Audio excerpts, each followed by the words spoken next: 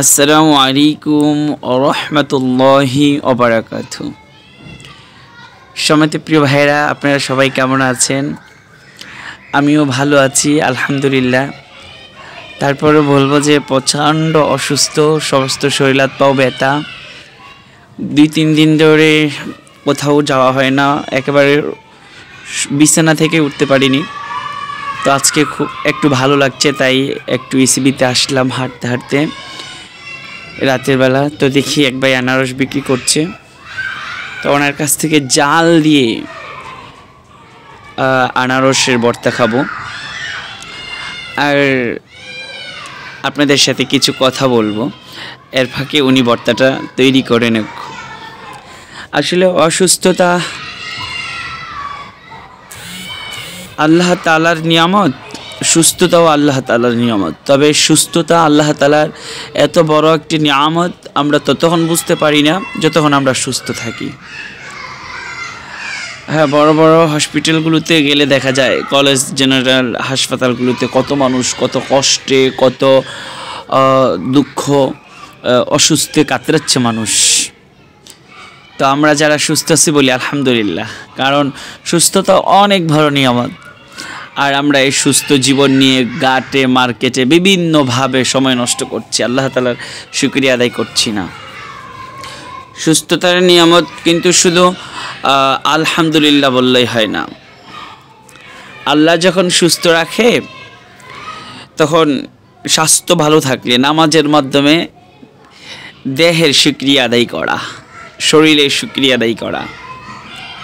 আল্লাহ আপনাকে অনেক টাকা দিচ্ছে, আপনি যদি বলেন আলহামদুলিল্লাহ আলহামদুলিল্লাহ, এতে কিন্তু সম্পূর্ণ হবে না। মানে আল্লাহ টাকা দিচ্ছে, সেটা দ্বীনি পথে, ইসলামিক পথে দান করে, খয়রাত করে, মানুষকে দিয়ে সহযোগিতা করে শুকরিয়া আদায় করা। আল্লাহ আপনার গাছে অনেক তরি তরকারি দিচ্ছে, আপনি শুকরিয়া আদায় করলেন। শুকরিয়া আদায় প্রকৃতপক্ষে শুকরিয়া আদায় হবে যখন আপনি এগুলো গরিব মিসকিনদেরকেও দিবেন, শেয়ার করবেন অপরের মাঝে। আল্লাহ আপনাকে দান দিয়েছে, গোলা ভরা ধান, কেউ আসলে মানুষকে আপনি ফিরিয়ে দেন। শুকরিয়া আদায় এটা নয়, শুকরিয়া আদায় হচ্ছে আপনি কেউ আসলে তাকে দান দিয়ে সহযোগিতা করা, এটাই দানের শুকরিয়া আদায় করা। এখন আপনি যদি বলেন আলহামদুলিল্লাহ আল্লাহ আমাকে গোলা ভরা ধান দিছে, এইটা শুকরিয়া আদায় সম্পূর্ণ হবে না। সম্পূর্ণ শুকরিয়া আদায় যদি করতে চান, তাহলে দান, গরিব মিসকিন বা যারা দান তোলে তাদেরকে দান দিয়ে সহযোগিতা করা। ঠিক সেরকমভাবে প্রত্যেকটা জিনিসের শুকরিয়া আদায় করার জন্য ওইটাই স্যাক্রিফাইস দিতে হয়। আপনি সুস্থ আছেন, শুধু মুখে আলহামদুলিল্লাহ বললেই হবে না। আপনি সুস্থ আছেন আলহামদুলিল্লাহ, সাথে আপনি নামাজের মাধ্যমে পরিপূর্ণ শুকরিয়া আদায় করতে হবে। তাই আসুন, আমরা যারা সুস্থ আছি এখনই আল্লাহ তাআলার ইবাদত করি, নিজেদের ভুলের জন্য ক্ষমা চাই, আর আমরা আমাদের আমলগুলোকে সুন্দর করে নেই সুস্থ থাকতে থাকতে। কে জানে কখন কোন সময় আপনি আমি অসুস্থ হয়ে যেতে পারি।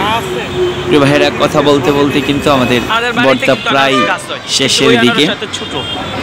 তো উনি অনেক কষ্ট করে আসলে ভর্তাগুলো বানাচ্ছেন।